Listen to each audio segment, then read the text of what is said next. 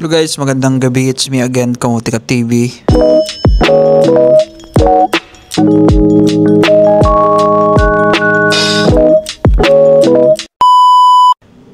Sa mga hindi pa nakapag-subscribe dyan, subscribe nyo na. Ayan. Thank you so much guys and welcome sa YouTube ko. Ayan, sa mga bago dyan, panoorin nyo guys yung iba kong vlog para magkaroon kayo ng idea dito sa Macau. And malaman yung mga location dito sa Macau ng mga agency at may mga upload ako dyan sa playlist. Tingnan nyo guys yung playlist ko. Andyan na lahat yung mga guide. Andyan na kasi siniparit ko na yun para hindi kayo mahirapan. Doon na kayo tingin sa sa playlist. Ayan na, thank you so much guys sa support and shoutout sa lahat. Shoutout sa mga mandirigma dito sa Macau. Kaya nyo yun guys. And alam ko kaya nyo. Huwag kayong mawala ng pag-asa and prayer talaga, yan yung pinaka-importante sa lahat. Ayan guys, i-share ko lang sa mga nandito sa Macau and sa mga pupunta para magkaroon kayo ng idea. Share ko lang yung karanasan ng isa kong subscriber and nagtanong siya sa akin, idol, sabi niya. Ayan guys, pa-like na lang page ko sa FB page, pwede nyo ko message doon and pag may time ako guys, babasahin ko yung mga message nyo and nagre-reply naman ako. Ayan, yung sa sabi niya, nagtanong siya, idol, sabi niya, tanggap na raw siya. Interview na siya, tanggap na siya, and then, kailangan daw niya ng 22,000. Ang laki. And sabi ko, anong trabaho yun? Sabi naman niya is, sa restaurant. Sa restaurant. Sabi ko, maganda. Okay. Anong restaurant naman niya? Sabi niya, hindi ko pa alam, idol yung restaurant kung ano yun. Tapos sabi ko, ano naman sabi sa'yo nanghingi sa'yo ng placement. Urgent na raw, kailangan na may bigay yung 22,000 and kailangan full daw para may reserve na sa kanya yung trabaho. Sabi ko, pag ganyan, huwag ka magbibigay ng full. Guys, sasabihin ko sa inyo para alam nyo yung mga diskarte dito sa Macau. Wag kayo magbibigay ng full. Magbigay kayo ng 20% lang. Example, 10,000 yung bayad. Bigyan nyo muna ng 3,000. 3,000. Kasi pag finul mo yan guys, kawawa kapag i-scam pala yun. Diba? At least kung may scam man, hindi masyado masakit. Pero masakit pa rin. Ang laki din yun, diba? Ayan, sabi ko sa kanya is, bigyan mo muna ng 2,000, ganun. Tapos yung the rest is sa sa pag dumating na yung permit, yung green shop, yung working permit dumating na. Ayaw daw pumayag. Tapos sabi ko naman, ano bang sabi sa'yo? Sabi niya, wag naman daw mag-alala kasi may naman yun. May resibo. Alam nyo guys, dito walang resibo yan. Walang resibo. Kasi bawal yan eh. Walang resibo na binibigay. And then yun sabi ko, scam yan kasi magbibigay yung resibo. Walang resibo dito, yung mga ganun. Diba? Tsaka sabi daw sa kanya, tinanong niya ako, kasi sabi ko, tanungin mo ko ng restaurant. Kasi para, kung sakali man na sinabi niya, at least mapuntahan mo yung restaurant. Ayan. Sabi daw sa kanya, yung restaurant is, ayusin pa lang yung restaurant at hindi pa gawa. Kasi, kinukumpleto muna daw yung tao. Scam yan pag ganun. Paano kukumpleto yun? Yung inuuna kasi dyan muna, yung restaurant syempre. Uunahin mo ng restaurant bago yung tao. 'Di ba? Mag-isip ka. Siyempre, unahin mo na yung bahay bago yung yung titira, 'di ba? Ganoon. Kasi paano titira, walang bahay, 'di ba? Bahay, siyempre sa restaurant muna yung unahin niyan.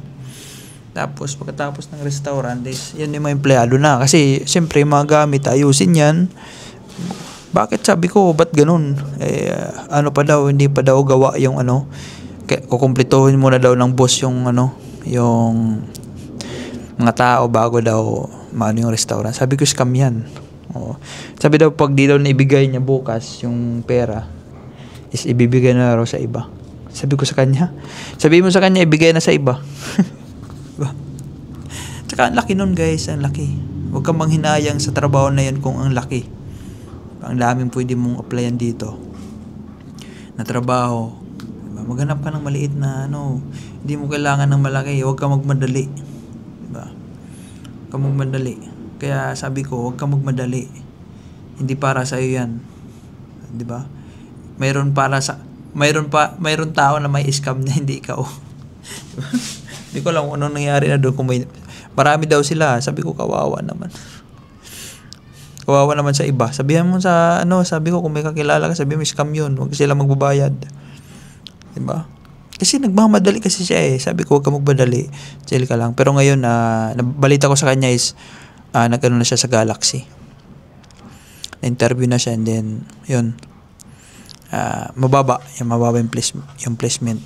10 lang ata, 10. Sabi ko, yan, pwede yan. Oo. Tapos doon mismo siya na-interview. And, sabi ko, congrats. Diyan is, hindi na masyadong mabigat yan. Hindi na masyadong kaysa dati na 22. Hindi ka pa sigurado. Diba? Yung mga ganyan guys na mga kwento-kwento lang na nirarush ka na ibigay yung placement, and then ayaw pumayag pag hindi full. Scam yan. Tsaka dapat may interview ka na employer mismo, ng may-ari. And then, pag sinabing may resibo, huwag kang scam na yun kasi walang resibo na binibigay dito guys. Sa tagal ko na dito palipat-lipat ng mga agency, never ako nabigyan ng resibo. Wala talaga. Diba? Kaya sinishare ko to sa inyo para alam nyo. Diba? I-share nyo to sa mga hindi alam yung channel ko. Yung alam nyo dito sa mga, para ma-aware sila. Ayan. Huwag kayong maghinayang sa trabaho na yan na yung makakapag sa inyo. Laki nun, 22. Sabi mo, Pilipino daw sa kanya eh, nagpo-push na bayaran na para may line up na. Sabi ko, kung sayo na yun, hindi na kailangan ng hindi na sabihin na kailangan mo magbayad para may reserve na sayo. Kung sayo yun is, hindi na kailangan ng magbayad ka o hindi pa, nasayo na yun. Ganon yun. Kung legit yun. Kahit di ka pa muna magbigay. Diba? Kasi sa'yo na yun eh. Ba't pa ibibigay sa iba? Isipin mo na lang na niraras ka na pag di mo binigay, namin sa iba, mag-isip ka na. Ibig sabihin is, niraras ka na para mataranta ba? Siyempre, ikaw gusto mo na magtrabaho. Taranta ka na, maghanap pa na dyan ng may kulang pa ako dito, saglit lang, kuya, wag mo ibigay sa akin na yan. Siyempre, sila naman, tuwang-tuwa na yan, nag-iisip na yan, bibilang na yan, di ba? Di mo alam, scam na pala yun.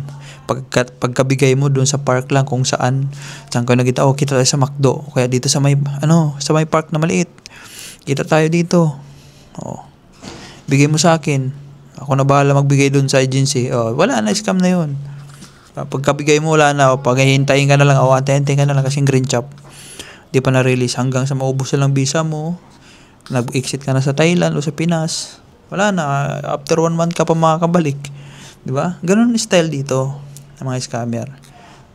May mga din ng mga COE, Certificate of Employment.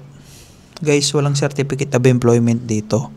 Tandaan nyo yan. Walang hinihingi. Kasi yung Certificate of Employment is sa Pilipinas lang yan nang hihingi. Dito, di nila alam yung Certificate of Employment. Pag finish contract ka nga, kung hindi ka hihingi ng Certificate of Employment, di ka nila bibigyan eh. Diba? Hindi nila alam yun. Kaya pag nag-apply ka dito, hindi sila naghahanap.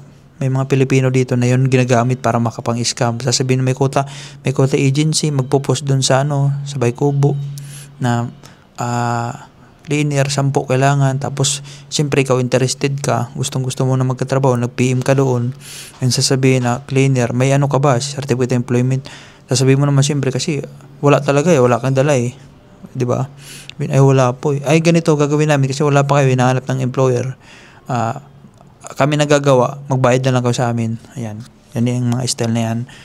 Pagkabayad mo, wala na. Sir, antayin na lang kasi inaayos pa. Wala na, daming palusot para wala na yun, yung 50 mo, yung 50, bayad, 100, wala na. Scam na yan. Wag kayong dito ng pera nyo guys. Wag kayong magagastos dito ng gastos.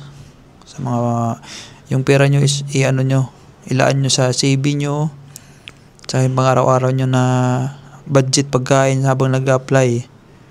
Yun ang gawin nyo. Kasi pag bigay lang kayo ng bigay dyan sa mga scammer, maubusan kayo. Buti kung may pera kayo dala dito, nanghingi lang ka siguro kayo sa ano dyan mag-anak nyo, kapatid nyo. Kawawa yun, kawawa guys, kawawa. Maawa kayo. Kaya, tabi nyo yung pera nyo, gamitin nyo sa maayos. Diba? Mag-apply kayo, hindi yung lalapit kayo sa ibang tao. Mag-apply kayo yung sarili nyo. Diba? Huwag kayo umasa sa ibang tao kasi kakasanayan nyo yan. Pag na-finish contract kayo, yun din naman gagawin nyo. Mag-apply kayo ng ano nyo, by yourself. By yourself nga sarili mo yung mag-apply doon. Punta ka sa mga agency araw-araw. Diskarte din. Hindi yung gusto mo kasi instant agad diba? Kaya lumalapit ka sa mga agent kasi akala mo bibigyan ka nila ng trabaho. Diba? Bibigyan ka lang ng sakit sa ulo. Ganun yun. Diba? Yun lang guys, yun yung share ko. Mag-apply ka kasi huwag ka na mag-agent. Tamad ka kasi. Gusto mo kasi gusto mo, di ka na, upo-upo ka na lang, tente ka na lang Gusto mo kasi yung trabaho yung maghanap sa'yo Maghanap ka, hindi yung ganun. Kadamihan mo experience mo. Yun lang guys, yun. I love you all. Thank you.